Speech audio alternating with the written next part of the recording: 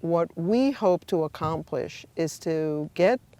people who are not comfortable with nature in the city to enjoy it, to understand it,